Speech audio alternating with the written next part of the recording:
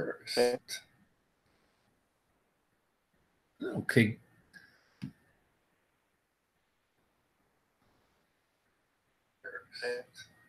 Okay, 5, 4, 3, 2, 1, and we are live. What's happening, YouTube? This is also going to be going on the Rules for Rebels podcast. So those of you guys listening to this after the fact, welcome as well. We have a special guest for you today. We got KenanQHD. Kenan is a Canadian expat living in China, teaching. He's also an entrepreneur, and me and Kenan actually met through Steemit. So he's also a fellow Steemian, a YouTuber, and a vlogger. So thanks for coming on, Kenan. Oh, thank you very much for giving me the opportunity. I'm really excited for this interview. So we met, I think we met initially through Steemit, probably about a year and a half or so, and we've kind of connected through there over the time. And you're actually the second Steemian that I've actually kind of connected with on LiveStream or even in real life. I met up with Brian Phobos a little bit late in the fall. I know you know him from Steemit as well. But I guess what I wanted to kind of accomplish in today's interview, I wanted to kind of get to know you a little bit of background, kind of talk about your experience in China, what it's like living there. I know a lot of people have kind of an interest in maybe doing the digital nomad or location independent thing. So I think there's probably a lot of people curious about that. And then wrapping it up, with you kind of having boots on the ground with China, I know a lot of people are curious about importing products, sourcing products, having them made in China. So I thought it'd be kind of fun to get some of your insights on there and talk about some of your FBA experiences and things like that as well. Sure, no problem. Let's get right to it. Okay, so you want to start and kind of give everyone a little bit of a background on you and kind of where you're from, what you're up to these days, all that kind of good stuff. All right, sure. So basically, I was educated in Canada. I went to the University of Toronto and studied mechanical engineering, and I did a one-year co-op while in Canada, where I basically got to do the same job as an engineer. And although it's a very rewarding career, and there's definitely nothing wrong with being an engineer, I was a little bit tired of the whole typical 9 to 5 thing. I think back then it was like 8 to 6 or something. But again, it was just something that I was able to experience, and it was a good experience because I thought to myself, well, now I finally know what an engineer does. And I think a lot of students are curious about that because they're in high school or they're in university, and they think that when they go to their job, they're going to be designing cars or designing rockets and things like that. Engineering isn't typically like that. There is a lot of restrictions in place and things that to save money. So I just thought, you know what, why don't I just go abroad, teach English in China? And I was fortunate to find a subject teaching job. So basically, I'm a math, science, and business teacher, and I do teach English as well. And that was a perfect match for me because, again, I do have a good background in math and science and things like that. And I do have businesses that I've started. So I think I'm qualified to teach all those subjects.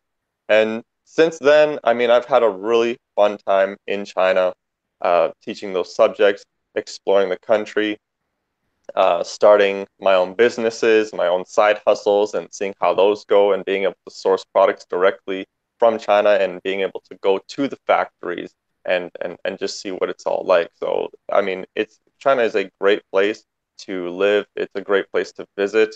I highly recommend everybody check it out because, again, it's one of those countries that not many people know much about. And if you're just watching the news or something like that, chances are you might have a little bit of a negative perception of the country. So I just wanted to make this video to show people what it can be like living there. Yeah, it's kind of funny. I was kind of binge watching a bunch of your videos last night and today, and I got kind of a lot of fun things and a lot of kind of questions that I have for you, kind of about China that I'm kind of excited to get into. And it's funny hearing you say about being an entrepreneur. There's another YouTuber, and his name's slipping my mind at the moment, but he has a channel where he kind of explores. It's kind of an entrepreneur channel, but he also kind of explores different careers and gives people some insight into, what's it like to be a real estate agent or this or that.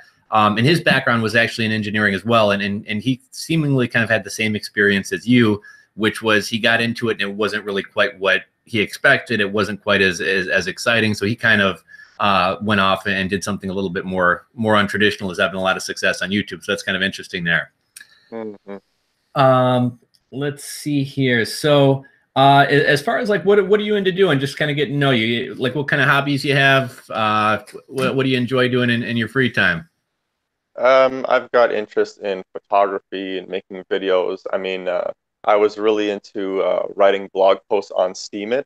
That was something that was I was really excited to do.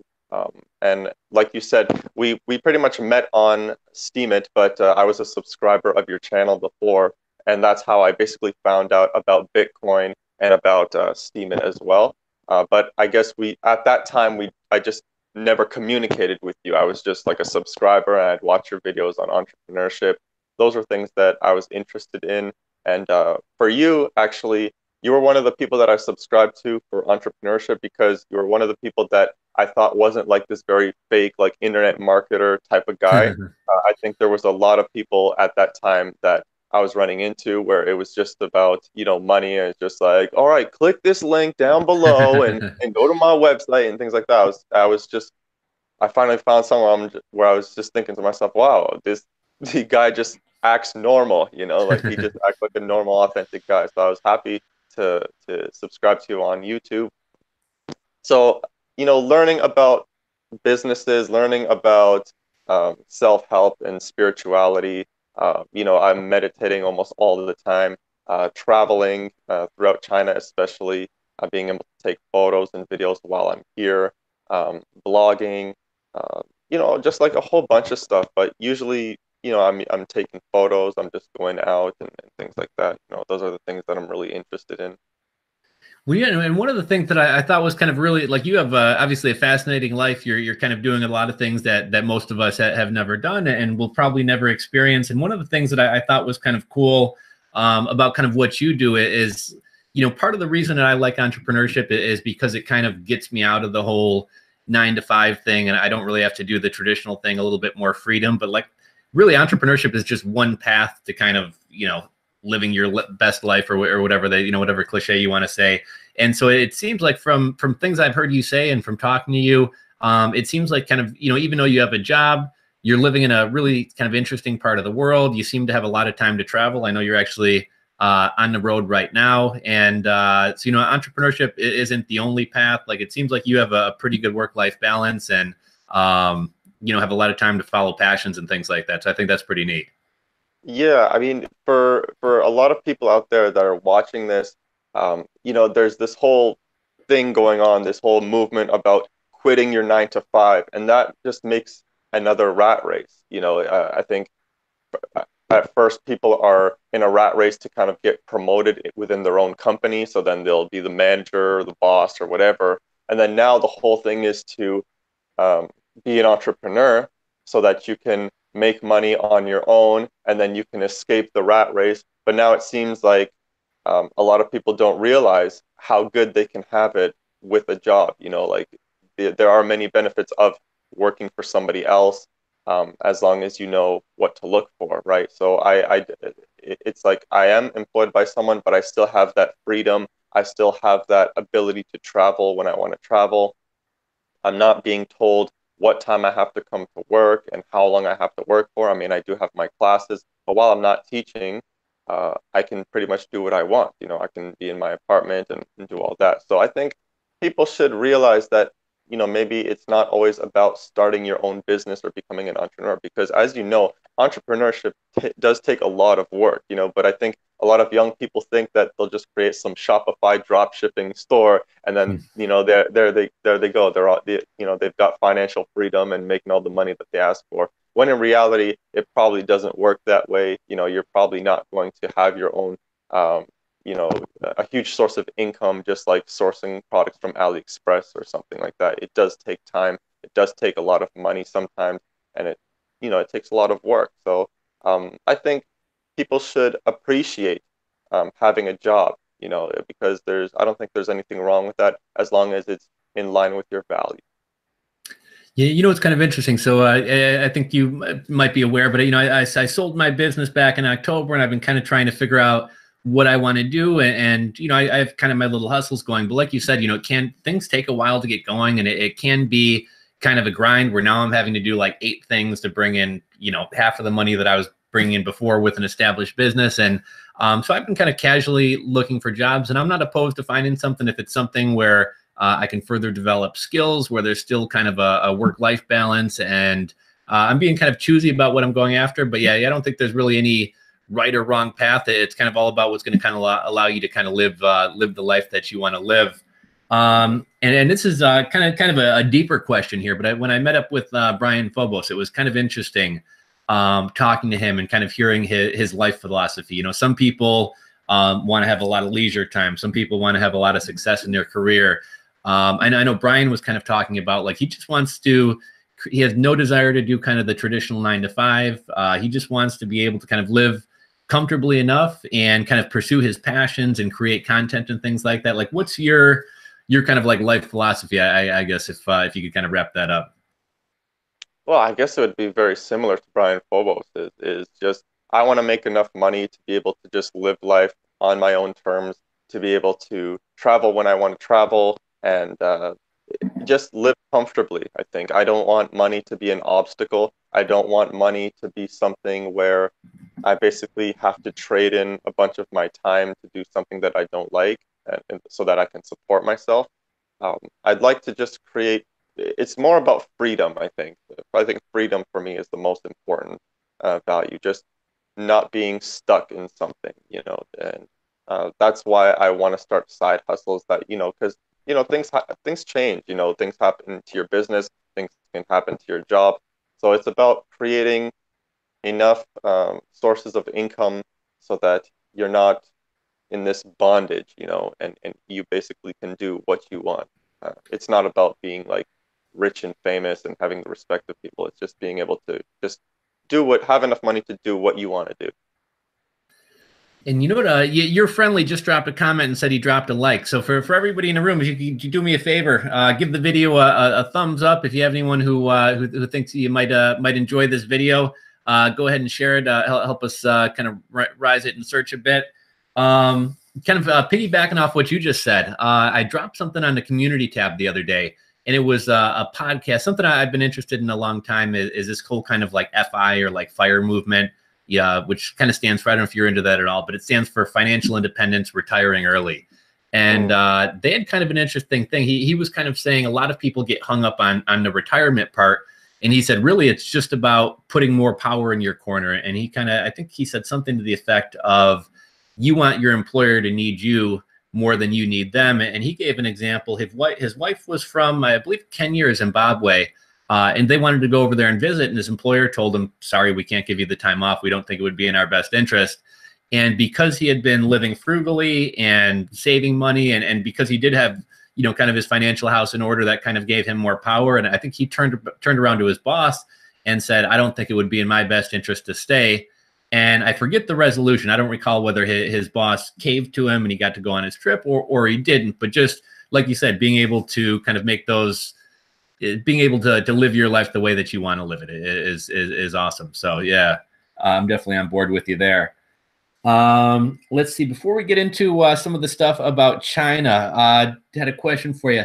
Do you recall like your first dollar that you made online, or your first dollar that you made like outside of a 9 to 5 job, just on your own? Yeah, yeah. It was when I was selling my ebook on my website, simplyelated.com.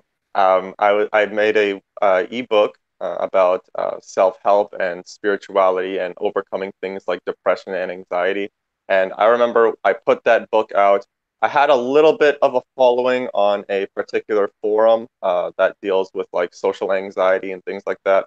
And so I was able to, you know, when I saw that notification from PayPal that somebody just paid me $15, I was like, you know, I was just so shocked about it. Like I don't know how to explain it. When you make your first dollar online, it just it reminds you of the freedom that the potential freedom that you have, you know, when you're making money online, and you don't have to you're location independent, right? So I think that was the first time that I really made money online, is when I started selling my ebook on my website. and I got that notification that somebody had purchased it, my first customer. That was a really exciting time for me. I was pretty happy that day. And I remember, I think my first, no, I would not even dollar, but I remember the first 3 cents I made through AdSense back in the day with like a blogger blog. Like even though it's only 3 cents, it almost like unlocks something in my mind that, oh my God, like you don't need to have a job to make money. And then it was kind of like, if I can get this 3 cents to, a quarter, if I get that quarter to 50 cents, if I can get that dollar to $2, and then you have one blog, even if it's making $30 a month, well, if I can make two more, that's, $90 a month. And yeah, it's just kind of really powerful kind of seeing that, wow, you don't need a job to make money, like even if it is only 3 cents. So yeah, that's always kind of fun. Yeah, yeah, for sure. I agree with you 100%. Now, as far as China, like growing up and stuff like that, were you like pretty well traveled? Did your folks travel internationally, or was that kind of your first introduction to international travel? Or Well, my father's from Syria, my mom's from Lebanon. So when I was young, we would take trips back to Syria. I've never been to Lebanon though. And basically, that was most of the traveling that we did as a family, is just going back to our home country and seeing family and things like that. And I think that was a very important time for me because it got me used to living in a country that's different from my own. And I think I'd hate to say it, but back then, let's say I was a young teenager or something going to a country like Syria, which isn't as developed as Canada. Um, I was frustrated at the time. I wasn't used to living in a country like that. There was no war or anything. It was just um, the way of life was different. The things that they had. I remember I was complaining that nobody has a PlayStation 2. And or the internet was too slow and things like that. So I think that was an important experience in my life because when I came to China, I actually didn't experience culture shock that much. Yes, there's the language barrier, but since I already experienced living in another country like Syria, and I got all my frustrations out when I was a young teenager, for me to go to a country like China, which is still, it's developing, but it's still, it looks great, it looks nice, and I was able to get used to it very quickly. And so back then, it was mostly going to Syria. We made some trips to Mexico and some other countries. But yeah, when I was young, I was happy that I was able to uh, travel abroad and experience what it's like to live in like a developing country. I think it really helped me adjust to life in China. yeah, it's funny. I have kind of a funny story. I remember I used to think I wanted to be this. I didn't do a ton of traveling growing up, but I used to think I wanted to be this adventurer and go to these crazy places. And this is going to sound silly, but I remember the first time I went to Canada, kind of having culture shock, as silly as that sounds. And it's just like little stupid things like, the gas being in liters as opposed to gallon, just little goofy things like that. But it's like, if you think Canada is culture shock, you got a whole nother thing coming if I'm going to try to go to, some far-fetched corner of the world or something like that. So that was kind of interesting. Now, how did you actually like first even come up with the idea to move to China? Did you have any friends that did it? Did you read about it online? Like, how'd you even find out that that was even like an option? Initially, I think I heard a lot of people wanted to teach in Korea, and that was something that I wanted to do at first. It was a very popular thing. Back when I was in university, a lot of people online or whatever were talking about, oh, why don't you go teach in Korea? That you get your own place, you get to make money. And I was at that time, I was like, yo, that what, that would be really cool. But there was just some issues I ran into at the time where I wasn't able to find the job that I liked. And then my father actually spoke to me and he said, well, why don't you go teach in China?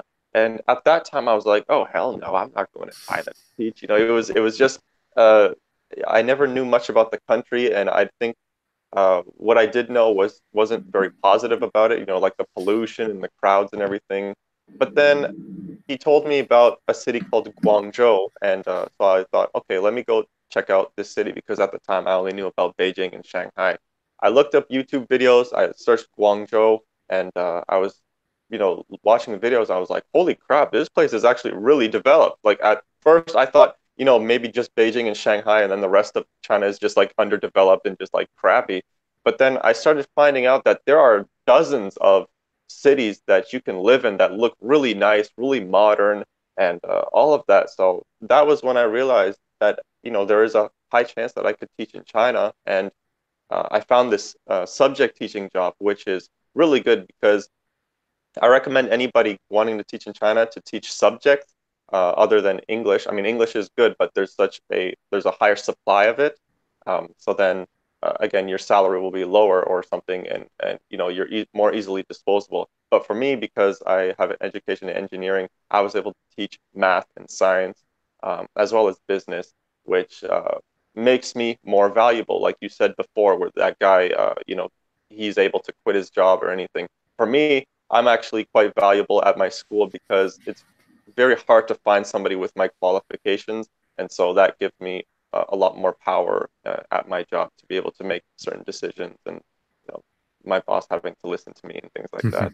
But I'd say, yeah, like that was when I realized that I wanted to come to China, when I saw those videos and I started finding out more about it, and just realizing how ignorant I was. And I think that's important for a lot of people out there, just realizing how ignorant you are about something. I think that's good. Just kind of two kind of quick comments about that. I think that's awesome that your dad was kind of supportive of that. Where I know a lot of people's parents probably would have been like, "You went to school for engineering. What do you mean you don't want to be an engineer?" And then also, I think that's awesome of you to, I think a lot of people kind of they get on one track and then kind of feel stuck into that, and you kind of realize that that engineering wasn't going to make you happy, and you weren't afraid to kind of try a different path. So I think that's really, really cool. And I never knew that there was subject. Anytime I hear about people going over to China to teach, it's always to be an English teacher. So I guess for anybody who has an interest in doing something like that, is it more difficult? Like, what kind of background or degree do you need to be able to teach a subject as opposed to just English? If it's just English, well, let me just get this out of the way. If it's just English that you want to teach, you just need a university degree in anything. Like, it could be in history, it could be in engineering, like, it really doesn't matter. They just want someone with a university education. And then when it comes to subject teaching, you would just need a degree related to the subject that you want to teach. So if I'm teaching math, I could have a degree in math, or in like accounting or engineering, any degree where math is involved. It could be computer science, maybe. It really depends on the school, and that would be true for any of the other subjects. Just a degree in something that is similar to the subject that you want to teach. Daru was asking. He says, "I'm a mechanical engineering student. Would my bachelor's degree allow me to teach?" Yes. Yes. Okay. You can, because that's essentially what I have. A bachelor's degree in mechanical engineering. And yeah, you should have no problem finding a job in China. And how did you find like an organization to get signed? Like, did you just hop on Google? Was there a recommendation from your school? Like, how did you actually find the organization that you kind of got set up with? Yeah, you can use a recruiting agency. So recruiting agencies, usually what they do is they'll help you find a job. Like, they have a whole bunch of job postings, and then usually what happens is the school will pay them a certain amount of money once they found a candidate that has signed the contract and actually arrives in China and everything. And that's what a lot of people do. It's probably the easiest thing to do. You could manually search as well.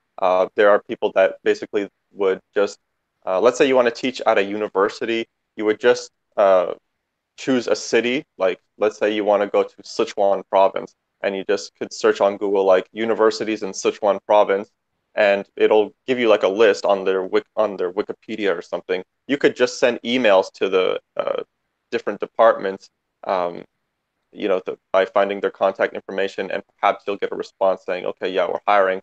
If not, there are websites like daveseslcafe.com that have job postings as well. There you can find jobs, and you could find recruiting agencies as well. I found my recruiting agency on YouTube, actually. I came across one of their videos. They're called New Life ESL. So they're an American company, so I just decided to trust them, because sometimes with Chinese recruiting agencies, you don't know what you're going to get. Mm-hmm. So you got to be careful with that. Also, be careful when you're dealing with a recruiting agency. Make sure they don't need any money from you. So for anybody that's looking for a job, you do not need to pay your recruiting agency any money. The school will pay the recruiting agency. But some people kind of get ripped off because they don't read the contract clearly. And in the contract, it'll say something like, you will pay X amount of money from your salary to the recruiting agency, which is something that I don't recommend.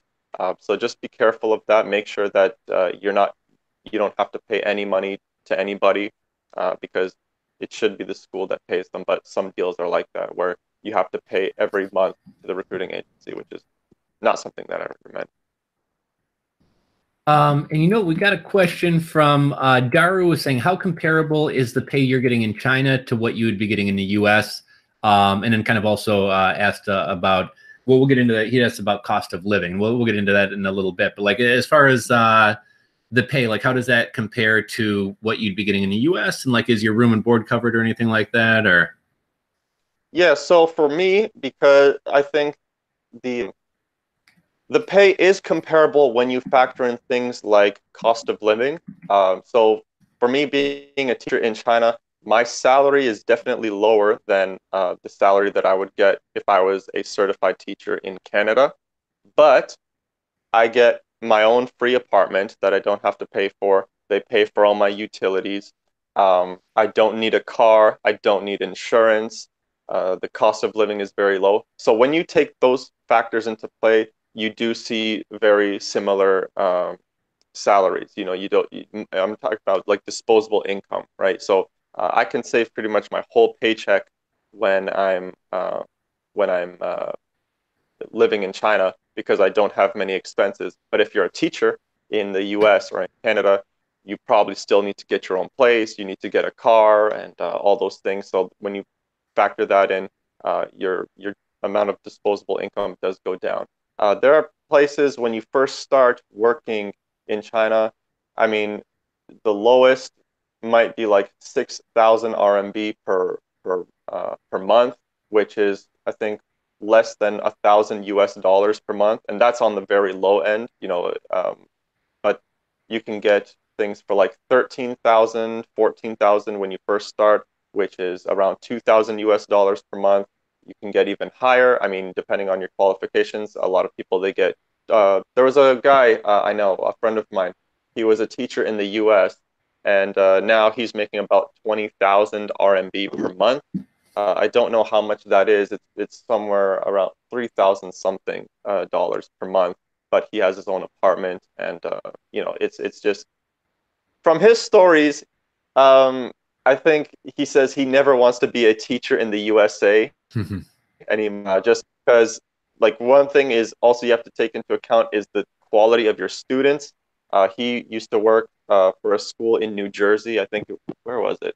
I think it was like Elizabeth, New Jersey, or I can't remember where in New Jersey, but it was a low income area. And he was just telling me the stories on how students in the USA are just so disrespectful. Like one student like elbowed him in the stomach or like punched him and things like that. That is something that it would be very, very rare in China. So do take that into account. I think that usually the Chinese students are much more well behaved than students in the USA. But like I said before, your salary may be comparable with what you would earn in the USA if you factor in your cost of living. There's a little bit unrelated, but I've seen a lot of like World Star videos and things like that where the teachers are like beating the students. So I assume that they're much more well behaved over there.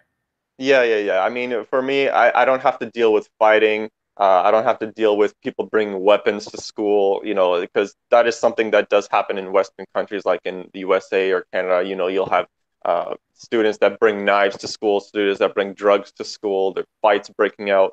You don't really have to deal with that. I mean, usually you're just dealing with noisy students. If you're dealing with any problems at all, sometimes just the students may not be as well behaved, well behaved, like they might talk too much or whatever. But that I'm talking like the worst case scenario is something like that, where students are just loud or they don't listen to you. But you don't have to deal with just this, gritty gangster stuff that you have to face in the USA.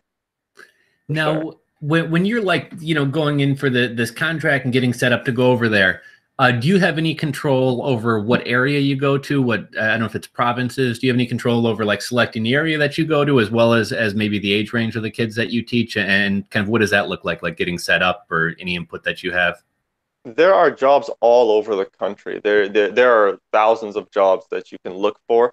So that's something that you can talk about with your recruiting agent. Uh, you could say something like, "Well, I want to live in Sichuan province," or "I want to live somewhere in the north, or somewhere in the south," and then they can just filter all the job postings that they have.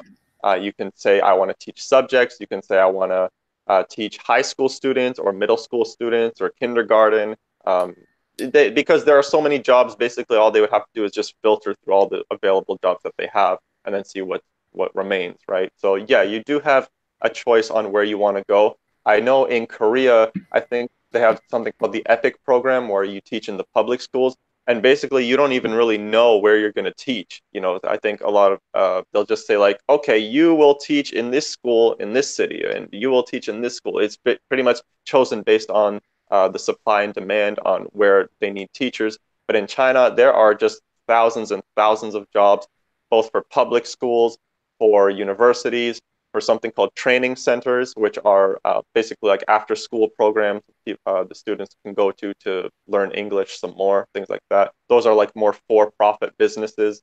Um, and yeah, so I know a lot of people that work for companies like that. There's one called English First, which I think is the most popular, and it's just a training school for people that want to learn English after school. So you can have students that are kids, you can have adults, you can have middle school, high school, but then if you don't want to work for a training center, it really depends. Like you can choose wherever you want to go because there are so many jobs available.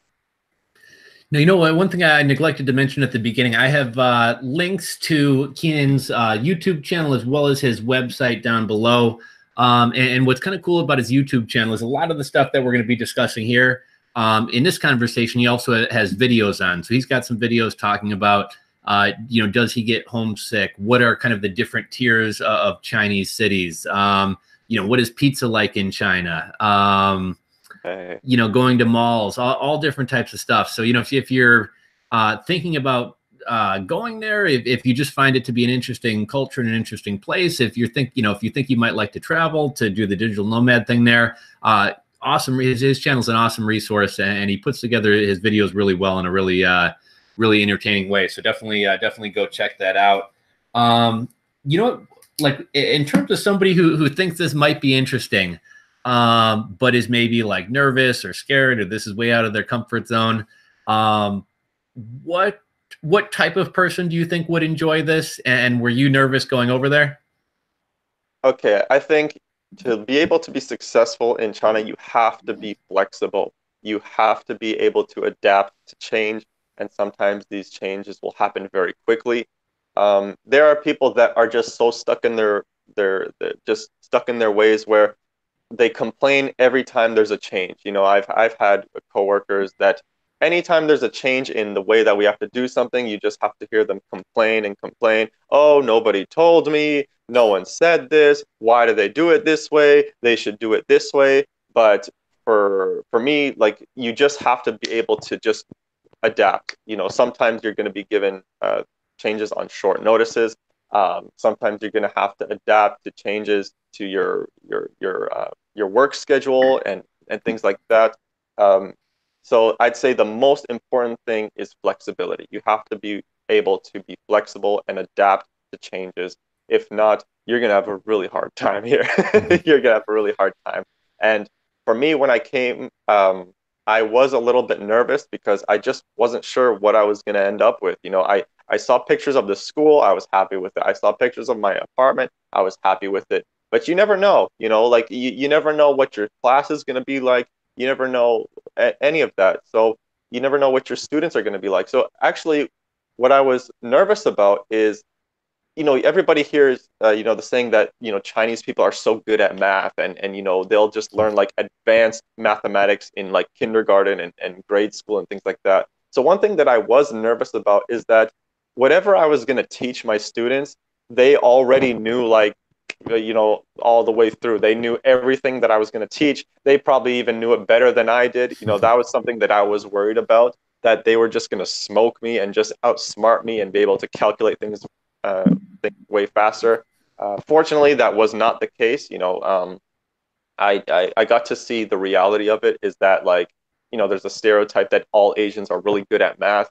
But being a math teacher in China, you realize that, that's not necessarily true. There are plenty of students that, are weak in the subject.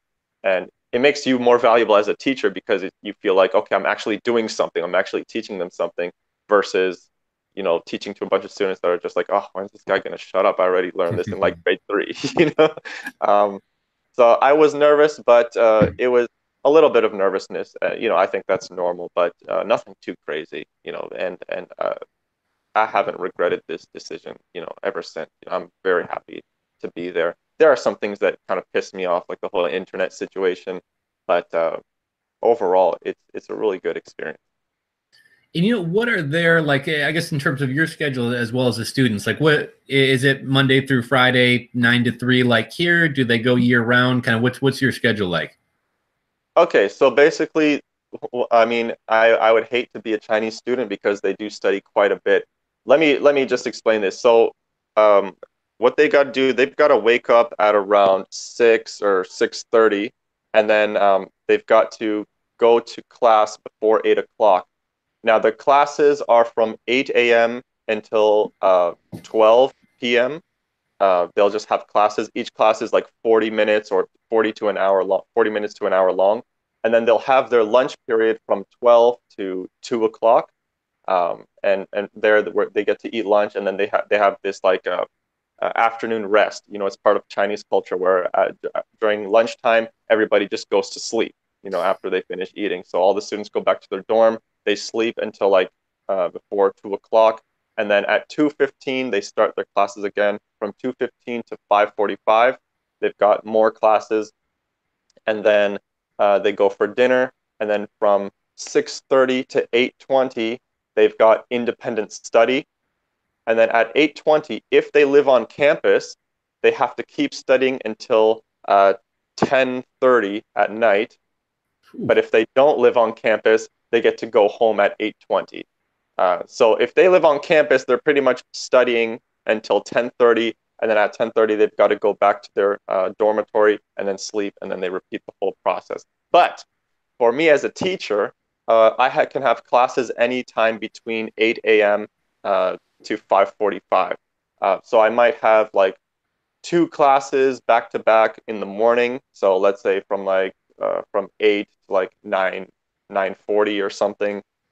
And then after that class, I might have another class in the afternoon or not. If I don't, I can just be in my apartment. I can go out and do whatever. So fortunately for me, and a lot of public teaching positions, a lot of university positions, you only need to be at the school when you're teaching. But when you're not teaching, you can just be at home or do your own thing. So that's something that you've got to look out for, because a lot of jobs do have office hours. And basically office hours is just you sitting in an office, and you might have to work on something, or you might not. You might just have to be present at the in the office, and that's it. But if not, you can be like me, and you can just chill in your apartment. My apartment is on the school campus, so it's all good there.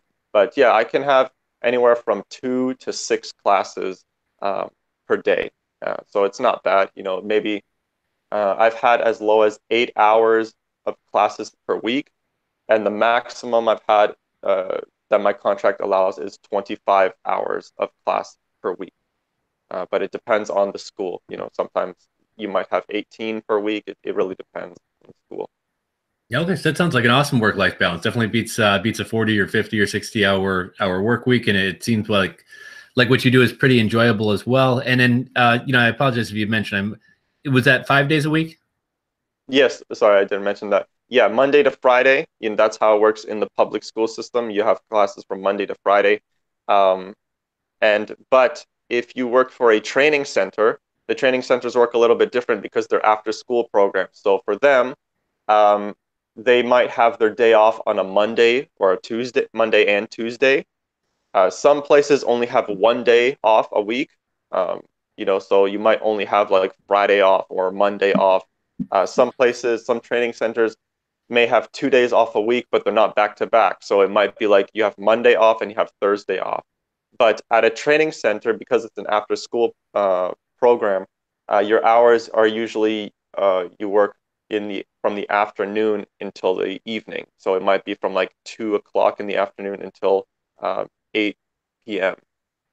And then you might not have it might not be Monday to Friday. It might be like you have Monday and Tuesday off or something like that. And when you initially went over there, what did you pack? How much stuff did you bring with you? Oh, I brought the Middle Eastern person in me always has to bring a lot of stuff when I travel. So I had two big suitcases. I brought a lot of my clothes. I brought my computer and things like that. What else did I bring?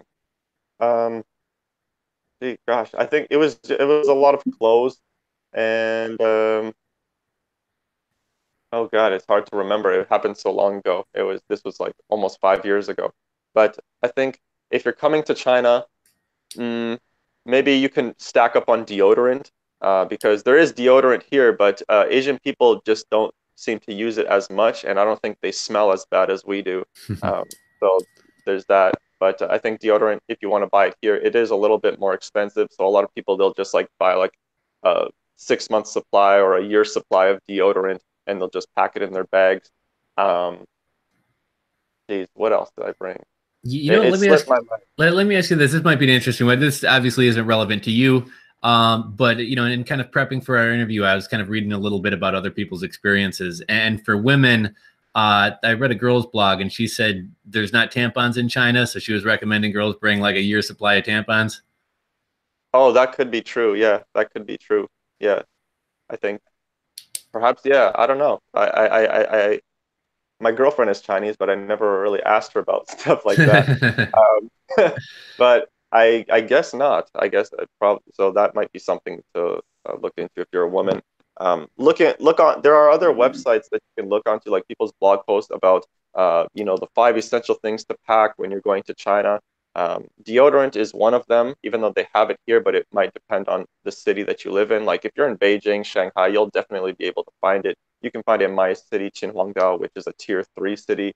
So it's one of the smaller cities, but it might be more expensive or it might not be the type of deodorant that you like. So you're a speed stick type of guy, and maybe they don't have speed stick over there. They might have like something else. I've got like Nivea. How do you pronounce that name? Nivea, that brand of deodorant, and they make like facial washes and things like that. Um, but yeah, so that's something to look out for. You brought up a good point about the tampons. I think they just have the pads and that's it. Um, so yeah, I can't remember other things. It all just slipped my mind right now, to be honest. Now, is there anything that you miss from back home or that you can't get that you have your folks send out there, or not really? Pretty much anything you can want, you can get. Yeah, pretty much everything that I want I can get.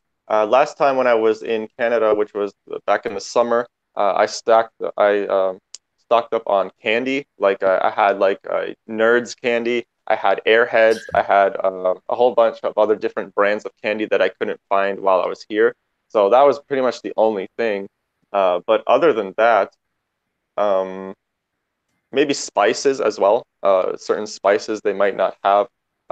So I brought like a whole bunch of turmeric while to come here because that is a little bit difficult to find. Um, so it might be spices or something. But overall, I mean, no, I mean there isn't much that you need in my opinion. I mean, I could pretty much find everything that I want while I'm in China. No, when you first got over there, because I imagine that like if anyone's thinking about doing this, that might be the nerve wracking part. I land and what do like does the agency you work for, do they have a rep pick you up, or is it like, hey, get to this spot, or what was that kind of like initially getting there for the first time? It really depends. I mean, I landed in Beijing and I had to take a coach bus to the city that I actually work in, which is called Qinhuangdao. It's about, on the coach bus, it's 4 hours away. So basically, I had to land in Beijing. I had to go to I had to find the the place where they sell the tickets for the coach buses and buy one for my city. That was a little bit nerve-wracking because yes, it is in English, but you're still like, look, you don't know where you're going, you don't know where anything is, so you're just kind of looking for it, and then you're just a little bit nervous that you think, oh, what if I got on the wrong bus or something like that. There are those issues, but when I arrived in my city, I had a coworker pick me up from the bus station. So usually that's what will happen when you do land in China. If you're once you get to the city that you work in, somebody will probably pick you up from there. So that's something. Just make sure, before you arrive, make sure that you do have someone that's going to pick you up, or at least know in advance that you've got to find your way to your school or whatever. But for me, a coworker picked me up when I arrived, and it was fine. It was just a little bit nerve-wracking because it was dark. You could barely speak the language. You don't really know what's going on, and you don't know what your city looks like because it's all dark, right? But yeah, for most people, you'll be picked up from either the airport or the bus station of your city. Kind of piggybacking off that point, just about things like catching buses, grocery shopping, taking public transportation. Me and my girlfriend go to Mexico quite often, and I feel like Mexico is a lot less foreign than China, right? At least it's the same alphabet. I think all of us maybe sort of speak a little bit of Spanish. And that sometimes is confusing, like things in the grocery store or, taking public transportation. What were some of the hardest parts to kind of assimilating? And do you have any like funny or embarrassing stories about, doing something dumb, taking the wrong bus, anything like that? I think when I first arrived at my school, I wanted to buy a sponge because I had to do dishes and everything. And we have a supermarket on campus. And at this time, I barely knew any Chinese at all. Like I just knew how to say like hello and thank you. And it was just really annoying going into the supermarket. And I was trying to explain what a sponge was. Like I was going like this and things like that, and they really were not understanding what I was talking about. Like one person had brought out like a brush, and I was like, no, not a brush, like a sponge. And that was kind of just a funny story, like my first real encounter with the language barrier, where I couldn't explain what I wanted. And that's, I think, probably the most frustrating one is, I don't know how some people do it. Like there are some foreigners that live in this country and they've been living here for like 8 years and they still can barely speak any Chinese. They just know how to say hello and thank you. And it's just, I recommend everybody learn the language, at least to get by, because you don't want to be doing charades and looking like a fool every time you want to go out and buy something, right? So that's something that I encourage everyone to do when you get to China or a foreign country. At least learn the language to be able at a decent level where you can get by and you can actually communicate with people instead of jumping around and making hand gestures. So that was my first experience with the language barrier, is trying to buy a sponge, no one knowing what I'm talking about. I think there was a time where I was in the bank with someone. I wanted to exchange some money and send it back home. And Chinese is a tonal language, so depending on how you say a word or how you pronounce something, it'll change the meaning of it. So I was at the ATM and they have to enter the password. So the Chinese word for password is mima, and I had to call someone over and tell them to put in the password. But the way I said it is mima, which means like F your mom.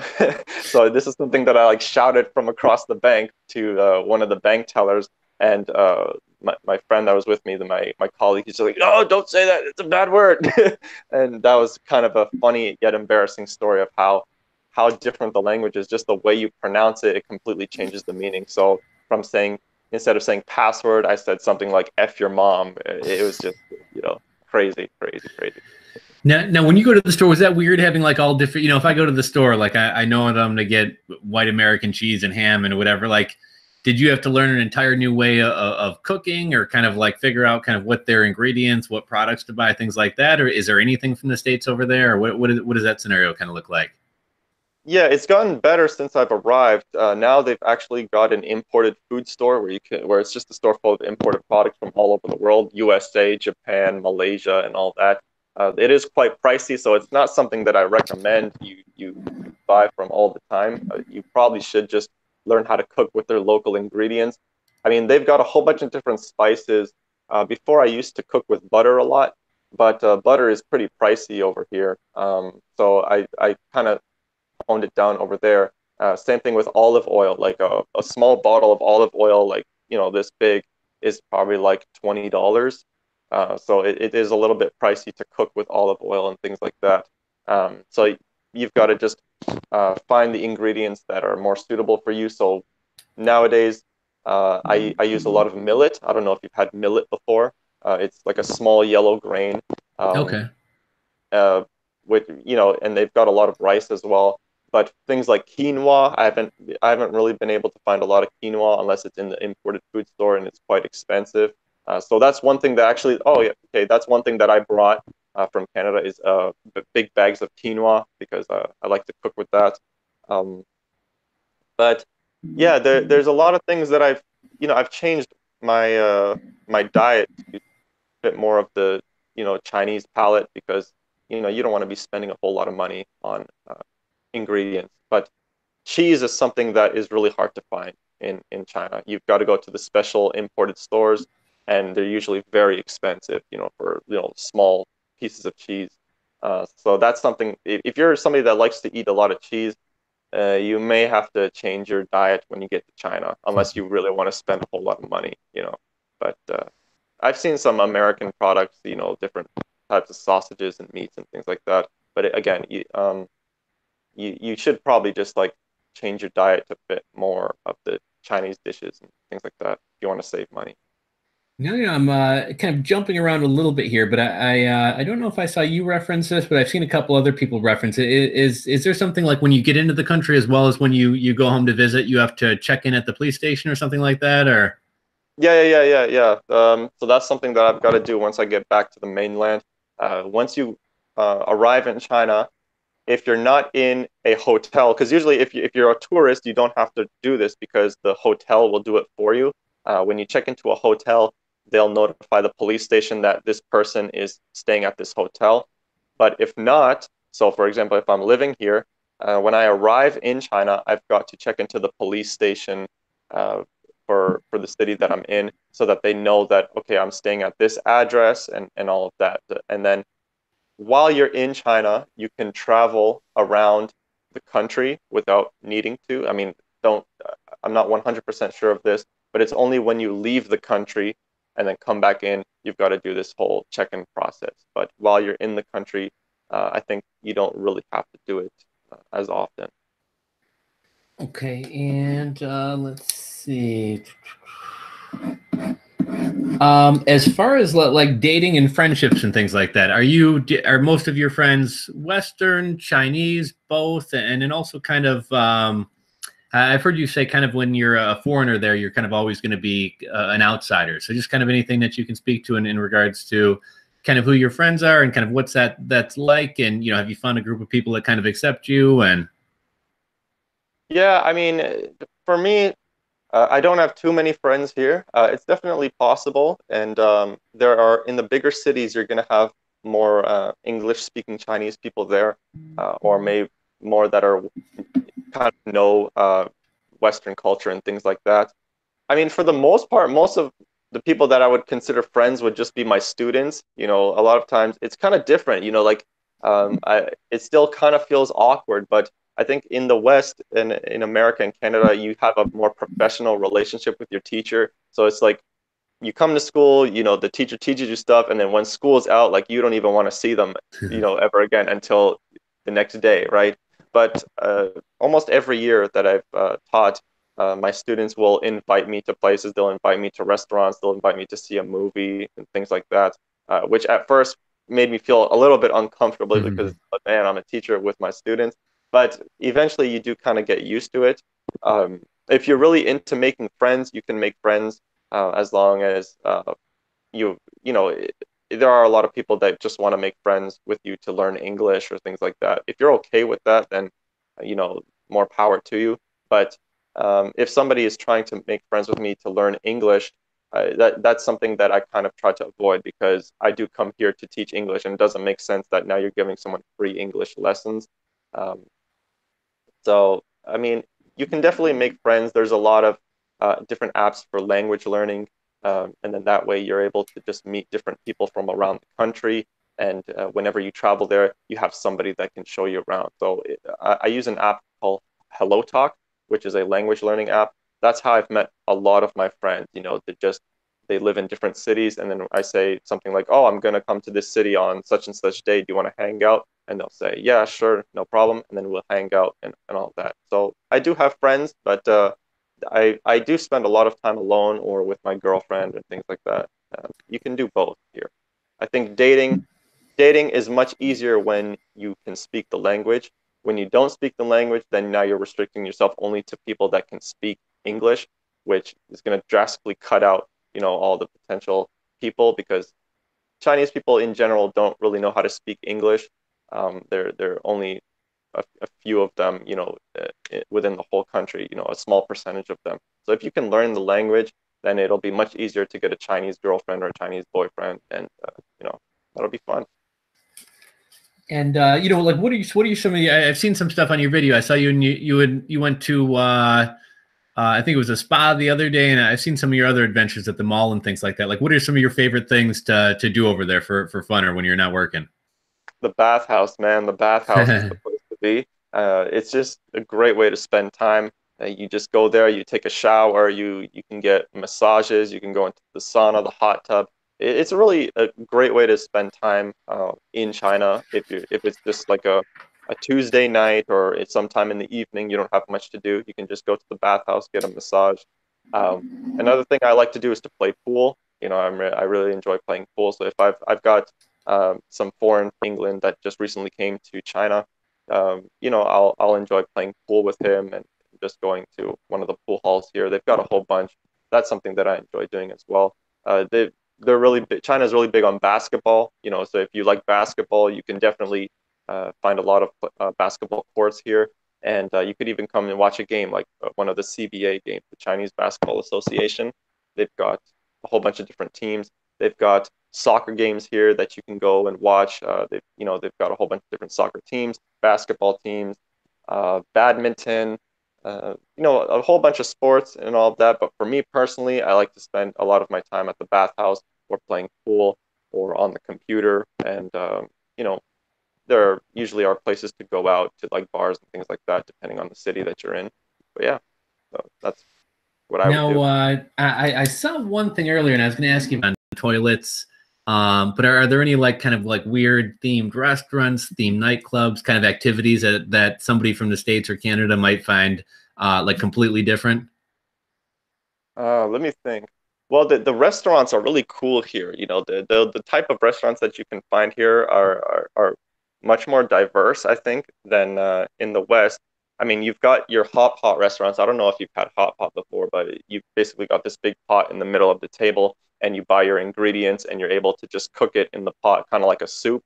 But you've got your meats. You just put them into this big pot. It's a very social thing to do.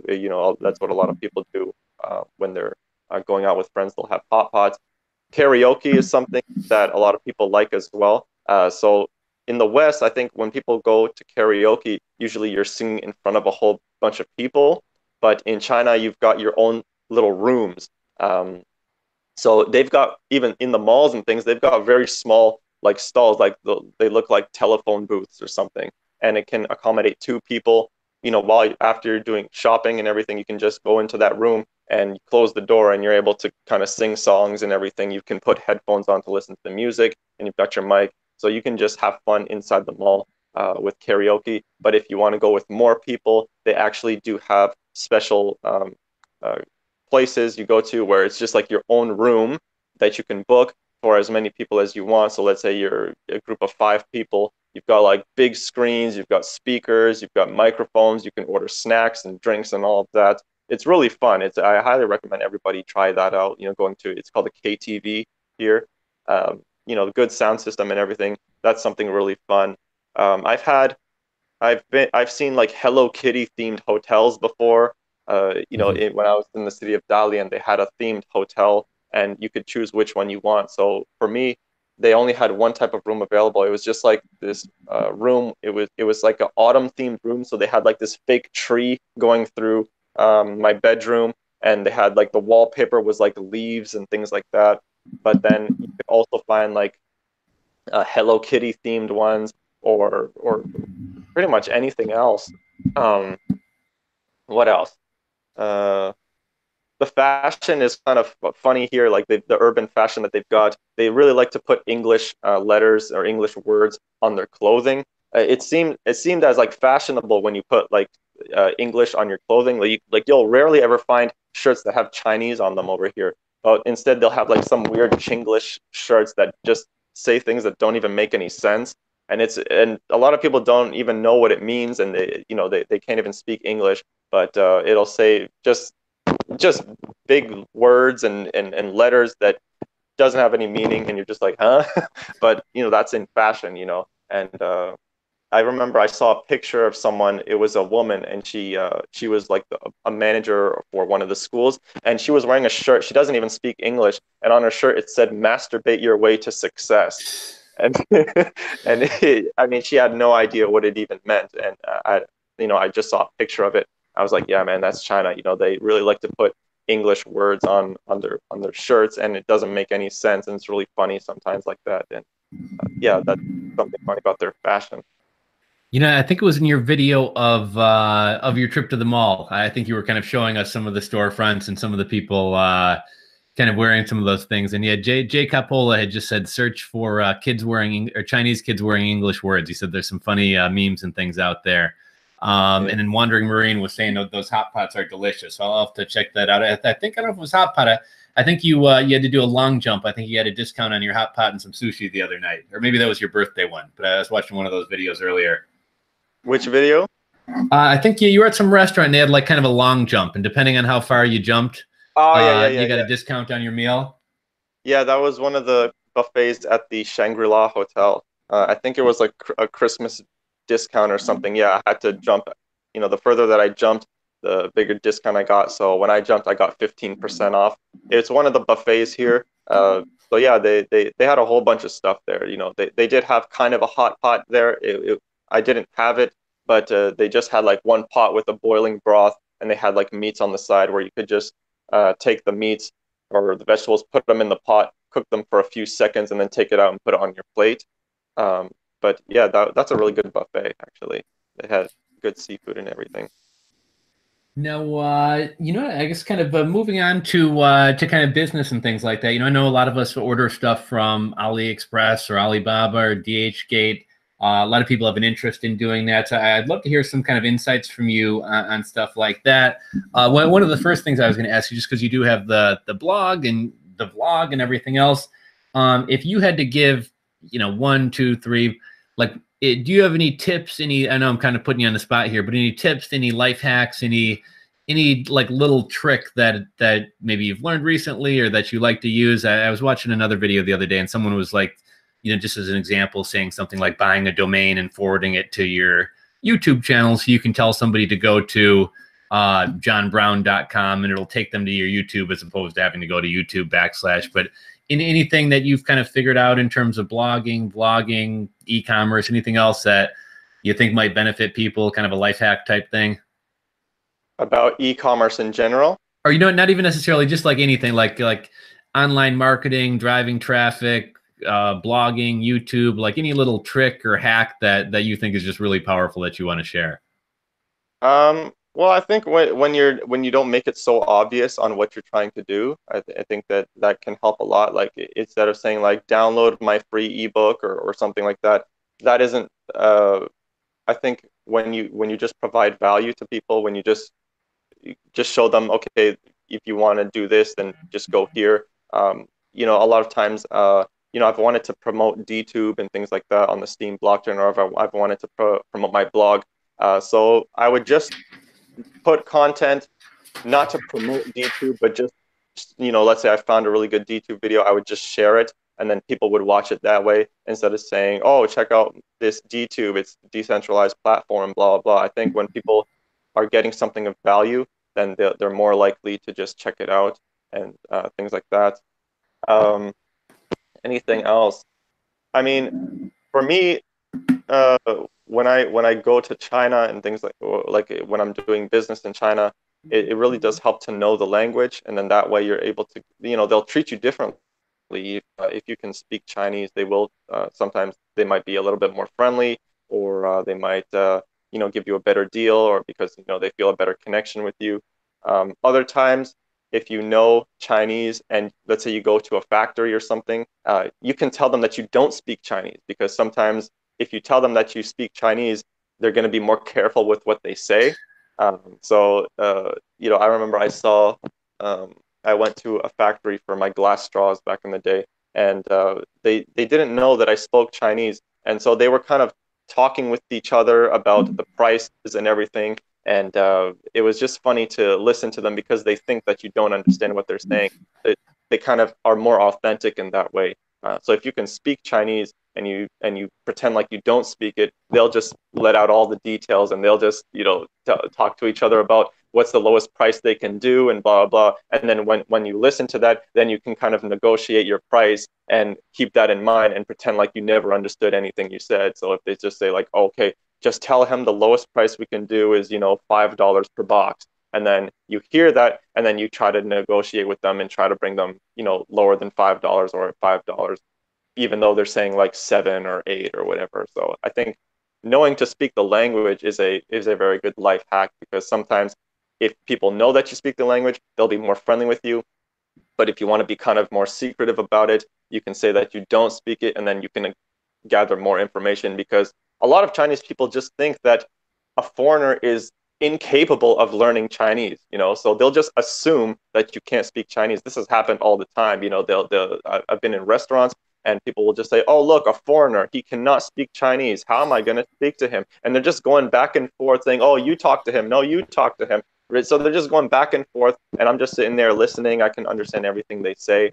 So I'd say the best life hack is to learn how to speak Chinese if you're dealing with China in general.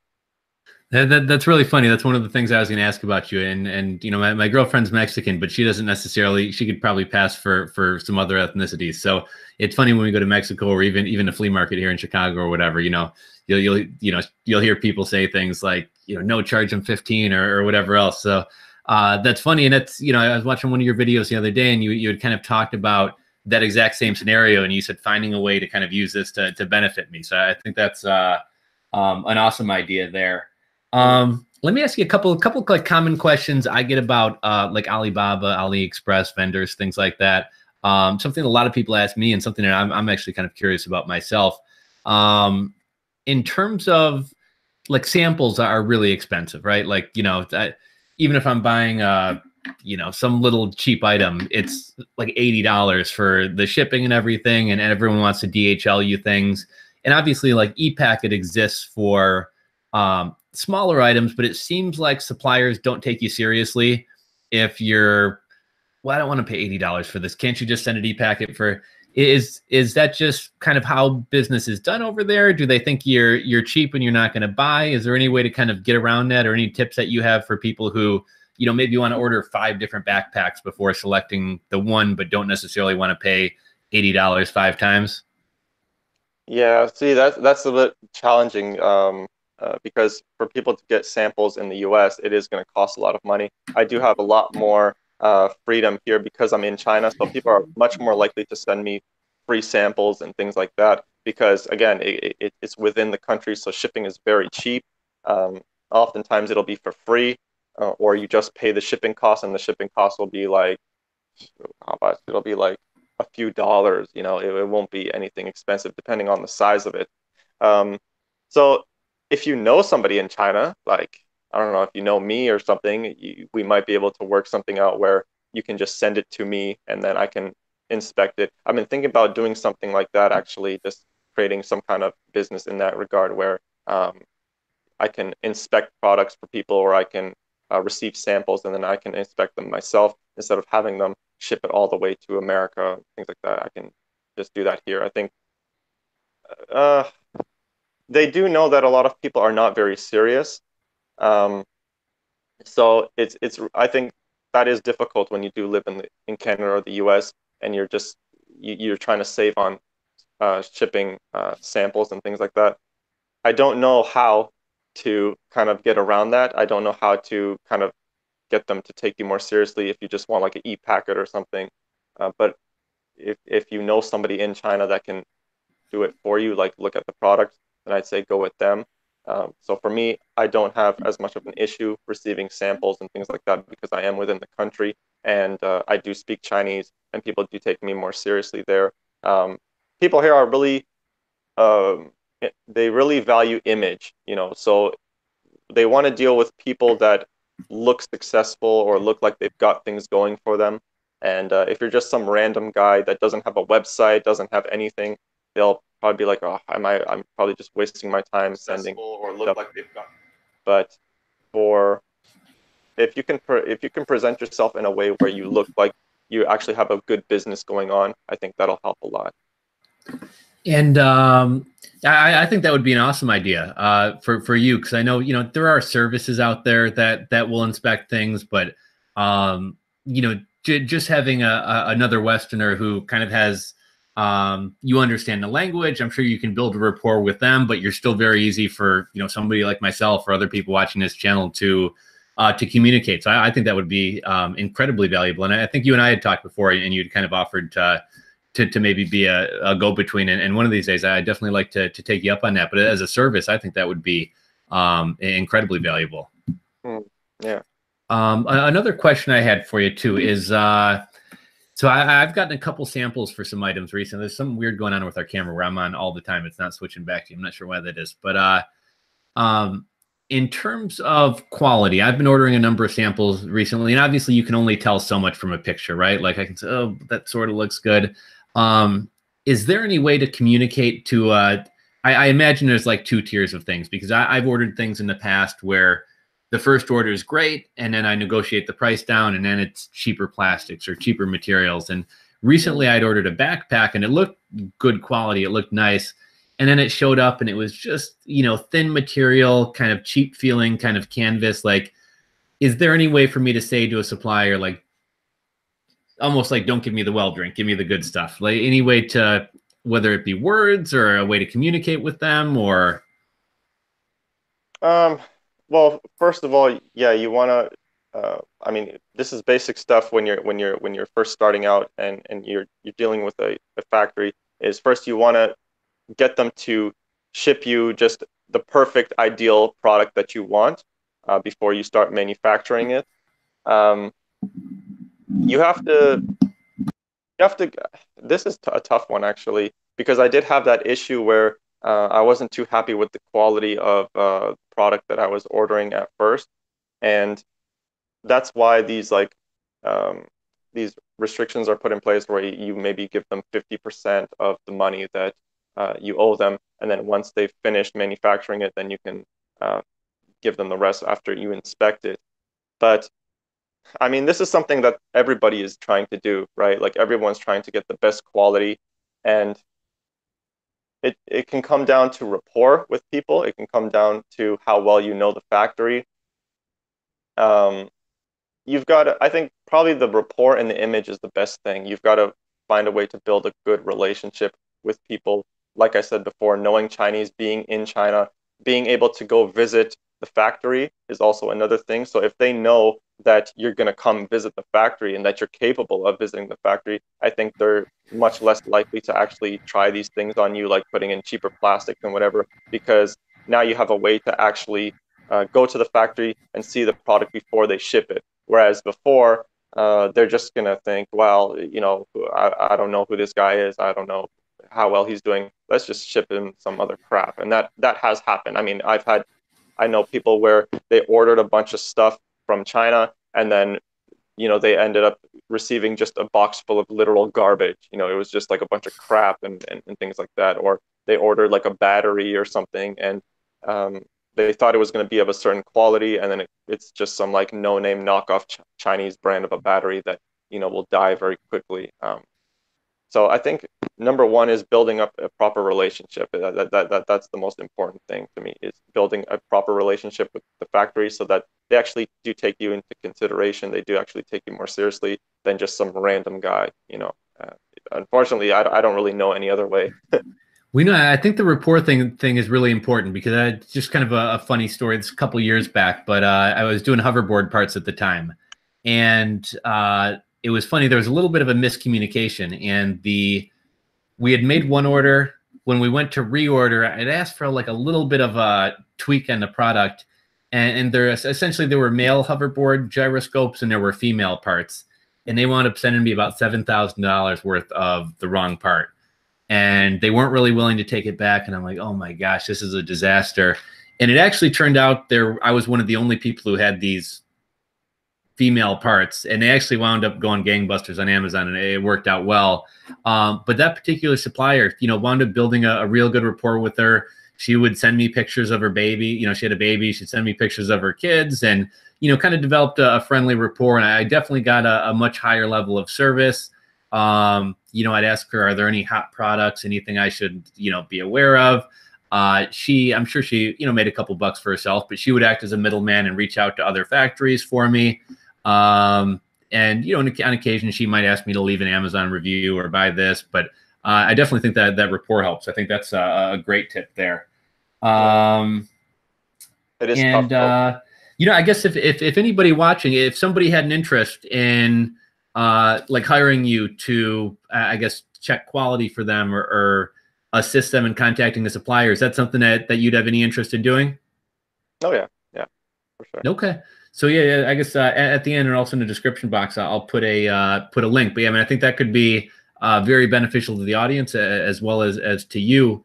Another thing I'd heard, and I'd love your input on this, is it true that my understanding was like certain regions are known for different things? I think I was told like Shenzhen is electronics, or this region is textiles. The area that you're in, like what's kind of the hot thing, or what are there a lot of factories for? Or Yeah, you're right. Shenzhen is like the tech capital of the country. So that's where everybody goes for electronics. In my area, the north, my city is particularly famous for glass products, for making glass. And also some other neighboring cities as well. This area is good for glass. There's a city called like Jingdezhen, which makes like pottery things, like China products and things like that. They're also famous for that. Let me see what else.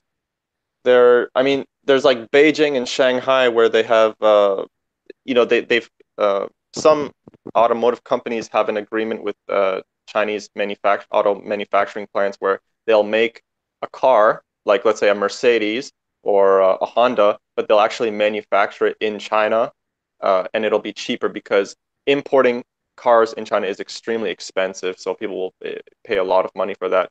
So, but for brands like Mercedes and I think like Honda, Toyota, they actually have manufacturing plants in Shanghai or in Beijing where they'll manufacture the car there, but they'll use like cheaper products in some cases, but the car will be far more affordable.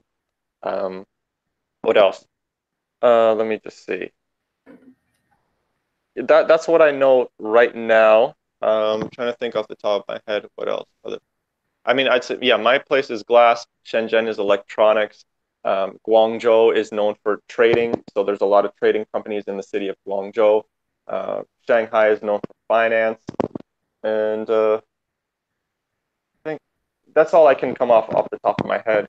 But yeah, it is true that certain cities or certain regions are known for certain things. Yeah, that's definitely true. No, I don't know if you have any insight into this, but like in terms of like the relationship between Alibaba and AliExpress, a lot of people say not everyone on Alibaba is a manufacturer. Sometimes you're dealing with traders. Like AliExpress, do you think are there manufacturers on there, or is it people like you who are over in China who will go down to the factory, buy something, and sell it as if you were like an eBay or Amazon seller? Or what does that relationship look like exactly? That I haven't dealt much with AliExpress, so I actually wouldn't be able to tell you that. But that's actually an interesting question. I haven't checked that out actually, but I assume that AliExpress was always just the factories selling the products that they had, but I don't know. Okay. Yeah, I've always wondered, 'cause, on Alibaba, it's mostly manufacturers, but I think there are some resellers where you can find some better prices if you shop around. But yeah, I was always kind of curious, like who these AliExpress sellers are. Are they Americans living over in China who got a hustle going on? Is it the factory owner? Is the factory owner's son who's trying to get a hustle? So yeah, I always thought that was kind of potentially an interesting one. And then kind of you personally, just like what type of stuff are you into? Like I know you were doing Amazon FBA. Are you into affiliate marketing and all? What kind of hustles do you got going right now, or what are you kind of interested in pursuing in the future? Well, I do have a little bit of affiliate marketing, but I haven't pursued that much. Amazon affiliates. I've been doing, I mean, YouTube is something that I'm building up. My Steemit account is something that I'm building up. So a lot of the money that I earn comes from Steemit and my DTube videos and things like that. I've got my website selling a digital product. I'm almost finished another ebook about dating in China, so that might come out soon. Um, what else? Uh, you know, You know, let me ask you about the ebook stuff a little bit. Because I used to do ebooks way back in the day, and I was looking to kind of get back into it. mm. As far as like, what are you using for anyone who's kind of curious about that? What are you writing it in Word and then pasting it over into like Amazon's template, or like what softwares or programs are you using to actually like create the document? I mean, the ebook that I wrote already, I just used Word, and I formatted it in a way that looked more professional. So I just made sure I had good headings and good titles and everything like that. I'm actually going to look into different ways. I think can you do it on Canva? I was looking on Canva where they had different templates for like A4 letters and things like that, where you could just repaste your document into a different template and it'll give it like a different feel. I'm going to experiment with that, or I'm going to try and find different templates that I could use. But as of now, I was just using Word and just trying to the best of my ability to create something that looked professional and presentable. You know, you're right. Canva actually does have a feature. It's kind of weird. Like it didn't feel to me like something that you could write in. It kind of, like you said, felt like something that you might want to write in Word and then kind of import over. I kind of briefly looked into it and got sidetracked, like just kind of any new softwares. And there are some kind of softwares that are kind of like an interface you download that is almost like WordPress that you write in and then can port it over. But yeah, I was looking at putting a couple books on Amazon Kindle, and the formatting seems like a pain in the butt. So I was going to kind of hire somebody out. Otherwise, I was just going to write them in Word and then just copy and paste each chapter individually over into the document. Are you doing your book like independently through Gumroad, or is it on KDP, or In my book, just self-written. are you selling it on Amazon at all? No, just on my website right now. Just on my Okay. website. You know, Yeah. I used to do the KDP marketplace a little bit, and there you kind of get some of that Amazon traffic. And I wasn't even aware of this until Ecom Chicago recently, but I was talking to Chris Green, and he had showed me. I think it's in my kitchen, but I guess within the past year or so, Kindle came out with essentially print on demand for books, and so Okay. you can actually get paper copies of your book printed. And normally, print on demand is kind of a ripoff for us, the creators, because understandably, we're not really doing any of the work or anything. But I was surprised. He had like a probably 200-page book, and I think he said it cost him like $277 to publish.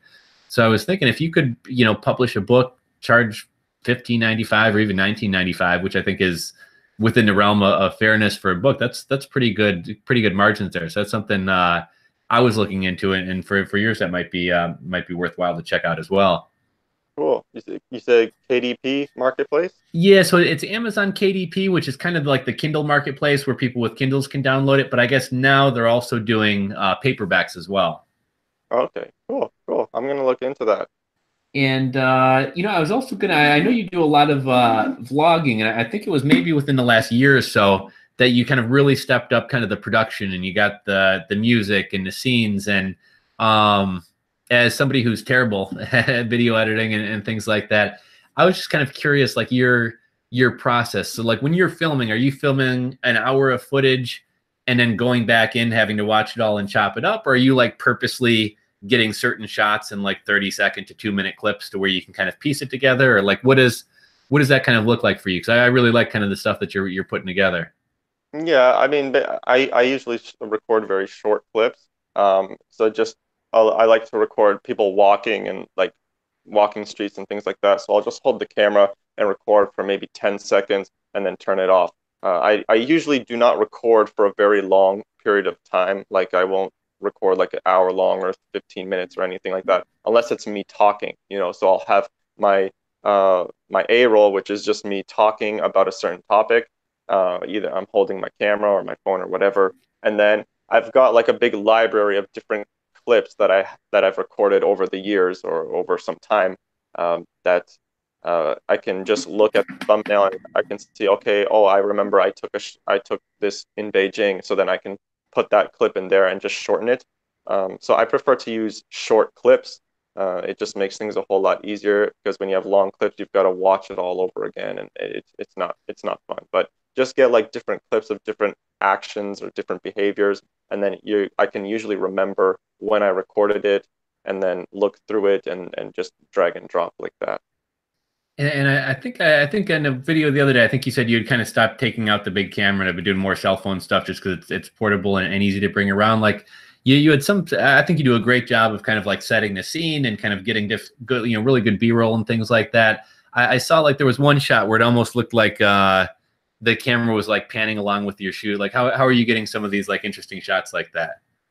Oh yeah, which shot were you talking about You know what? specifically? I was watching a bunch of your stuff, but there was one where it almost seemed like the camera was on a track, but you were like walking and it was like following along the shoes, and then kind of Oh like yeah, quick yeah. cuts to like how Oh are you yeah. getting that footage? Are you having somebody else do it for you, or? No, no. Basically, I've got a tripod, and the tripod can be disconnected to make a monopod, which is just one stick, and then you can mount your camera on it. And then what I do is I flip the whole thing upside down. So now I'm holding the leg of the monopod, and then the camera is, you know, close to the ground, upside Okay. down though. So I'm holding it out and I'm just putting it behind myself as I walk. So the camera is recording upside down, my feet or whatever I want. And then when I actually edit this clip, I put in an effect so that it rotates it 180 degrees. So now it's not upside down anymore. And what type of editing software are you using to kind of put everything together? I just use a free open source one called Kenan Live. A lot of people will use like a Premiere Pro and things like that. For YouTube and what I do, I don't need to pay money for any of that, because I just don't think it's necessary. So I use a program called Kenan Live.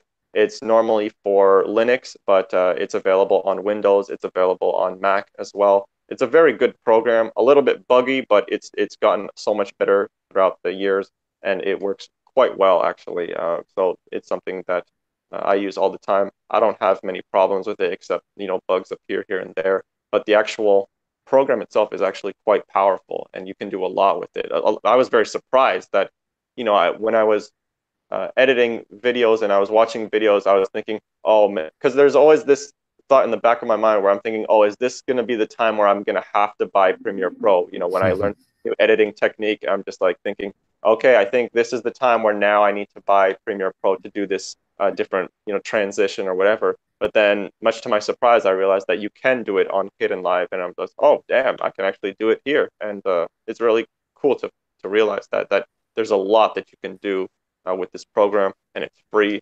It's quite powerful, actually. Is it fairly user friendly, or was there any kind of like learning curve to that?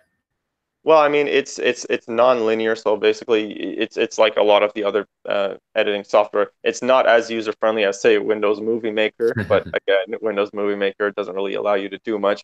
You import all your videos into like a bin, and then you just drag and drop the different clips.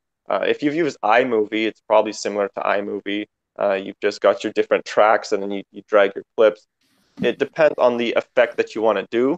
So depending on the effect, it may be more complicated or whatever. So it does take time to learn, but overall, it's not that difficult in my opinion. It's something that anybody can learn to do. It's just you have to know the effects and what each effect does. And there are YouTube videos about different transitions, different things that you can do. And overall, I'd say it's not that difficult now.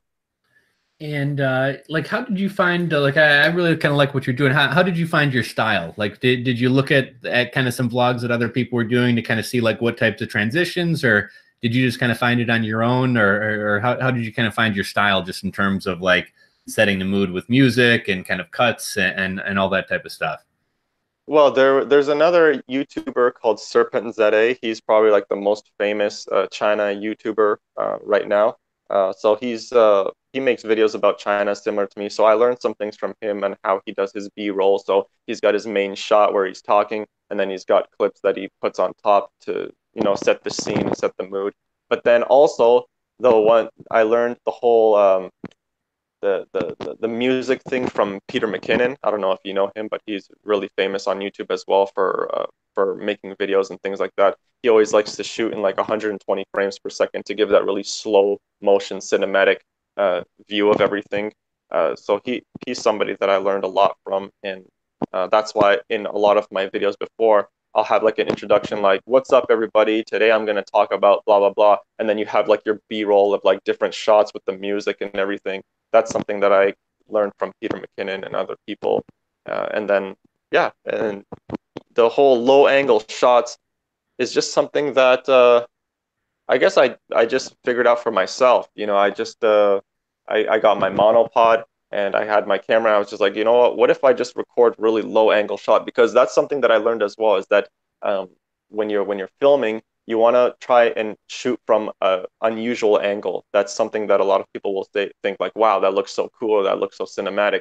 But if you're shooting everything from eye level, it just looks like you're a person, right? It looks like all the shots that you're taking are just from a person holding a phone or holding a camera and just doing that. But if you hold the camera, say at your waist level or close to the floor, now it gives a completely different effect. And that's the same for taking photos as well, is that when you take things from a very high angle like a drone, or you take things from a very low angle like what I did with my videos, it just gives a completely different effect to it than if you were just holding your camera up to your face and walking around with it. Because when you hold it up to your face and walk around with it, it looks a lot more amateur because it just looks like you're a person, just walking and seeing things. So it's nothing out of the ordinary.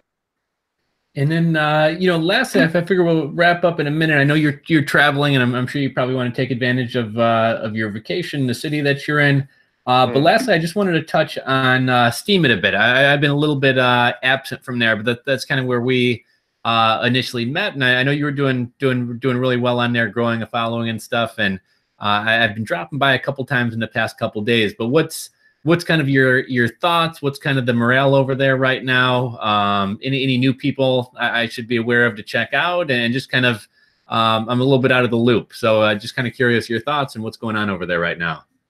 Yeah, so I think a lot is changing these days. There's a lot more emphasis on building the community. I don't know if you remember that one video that I made that went pretty viral on YouTube about no one caring about your video, but it was true. And I think that was the first step towards getting people to kind of wake up and realize that, this is decentralized.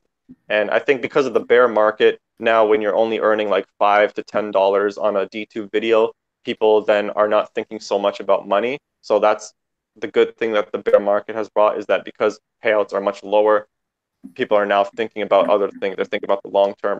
So there are a lot of initiatives, especially on D2 going out. There's somebody that's very important these days. His name is Nathan Mars. I don't know if you've seen him before or seen his videos, but he's basically the guy that um, he started to actually take the DTube community and start to actually try and form something with it. So now we've got like different Twitter marketing campaigns going on. We've got different types of videos, like it's called like Link 777. He's really into like numerology and things like that.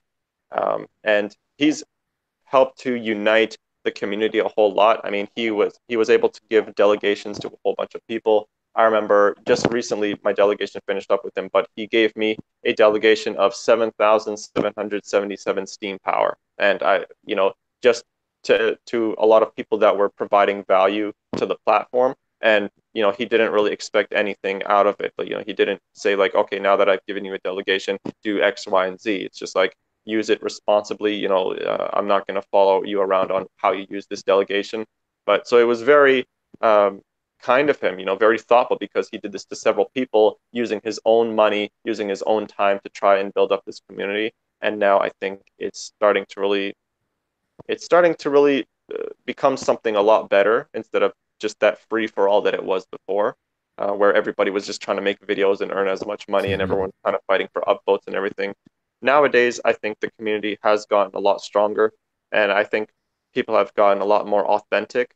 Um, and that's what I've been involved in the most. I'm not too sure about the blogging aspect because I haven't been into blogging as much recently, but I think my videos are now focused on like just providing quality, but at the same time not overdoing it, because I do know that there's a lot of how do I say it? It's like people are not only on DTube just to consume content, and that's the reality of it. People aren't just on Steemit or whatever just to consume content. So you have to make your videos a certain way to capture people's attention, versus say on YouTube where people are just completely just there to consume content and be entertained. It's not a good or a bad thing. It's just the way it is. And I'm really happy with how things are turning out.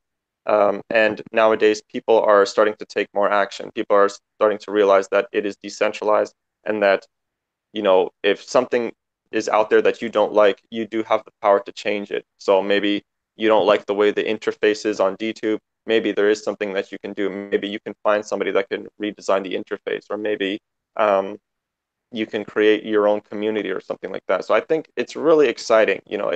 Things are looking good because people are focused now more on building than they are on just earning money. So I think people are more authentic these days, and you just have to get involved in the community. So Nathan Mars is somebody that you should definitely check out.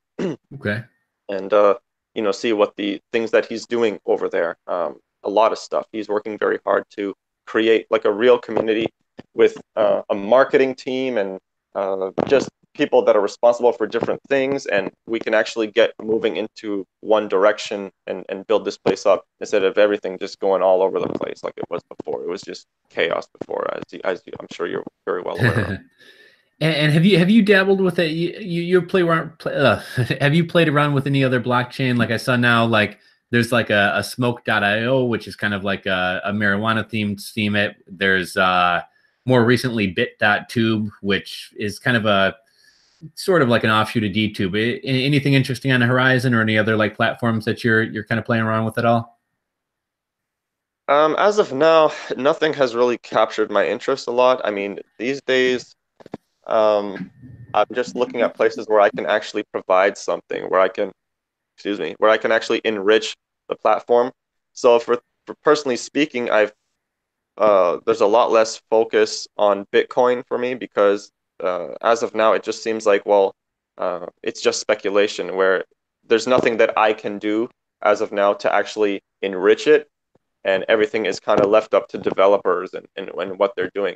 So as a result, my focus has been more focused, like I've kind of honed in on Steem and doing things with Steem to kind of build it up, because the other things like Ethereum or Bitcoin are platforms or blockchains where I don't really have much say, and there's not much that I can contribute. So as a result, um, I don't focus too much on that. So that's advice that I would give to everybody else, is that nowadays hype and hype isn't enough to kind of raise the price. Back, I think it was, yeah, 2017, like just a blockchain would announce that they're planning to do something and the price would just shoot up crazy. Now I think the market is a little bit more mature, so they're not driven by hype as much as they were. So then now it's time to focus on what blockchain you think you can actually contribute to. And for me, that would be the Steem blockchain. I've been meaning to look into Tron, but I don't know much about Tron yet. BitTube, I've checked out BitTube. Um, I think the interface is probably better than DTube, so there might be something we can learn from that. But again, I don't know how they monetize anything. I don't know how they post their videos or anything like that. Um, what else? Yeah, I mean that's just my opinion on the matter. Just finding something that you can contribute to. For me, it's just been Steem. Uh, Not many other blockchains that I've been too focused on, actually. Hello?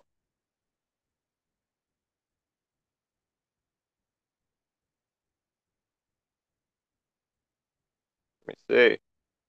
Mr. Johnny. Oh,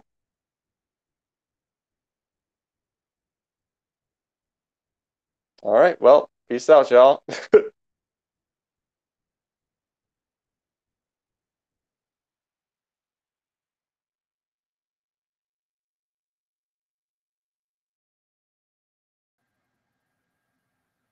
Well, that's weird.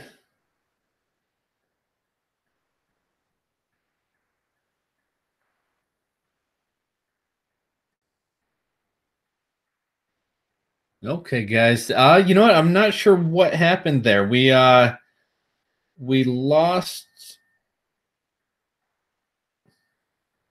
your video and audio went out.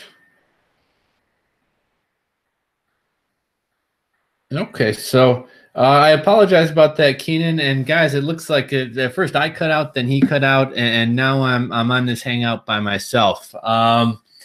So we were kind of getting ready to kind of start wrapping this up. So I guess seeing as how it went out, I guess we'll wrap it up. But I would definitely encourage you guys to check out KenanQHD. Again, his YouTube channel and his blog, his website are in the description box below.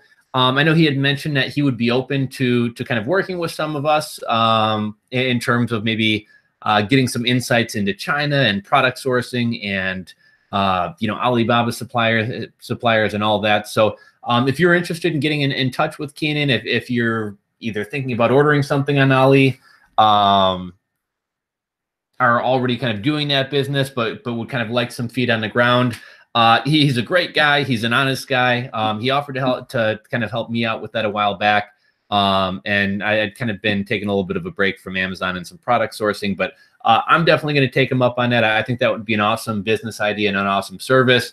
And I think it could be incredibly valuable to you guys. Whatever he would charge, actually getting somebody in country to not only kind of negotiate on your behalf, but also check quality before something gets sent over could literally save you thousands of dollars, save you from getting scammed. So if you want to get in touch with him, again, links to his YouTube channel and his blog down below. And if you guys want to check him out on Steemit, I always forget the format of Steemit. I want to say it's steemit.com/KenanQHD. But if you just Google the word Steemit and KenanQHD, he will pop up there. But I wanted to thank everybody for hanging with us, everybody who joined us on the live stream. Thank you so much, Kenan. And I'd love to have you back on again sometime to kind of delve into some of these topics a little bit more. It was a pleasure chatting with you. Thank you guys, everybody, for joining us. Give the video a thumbs up if you enjoyed it. If you're not subscribed, hit that subscribe button down below. Tomorrow at 11 o'clock Central Time in the morning, we're going to be interviewing RJ Martinez, so that should be a good one. But I'd love to get Kenan back on here and chat a little bit more sometime in the near future. So thank you, everybody. I'm going to wrap it up and call it a night, and we'll catch you guys tomorrow morning. Thanks again, everybody.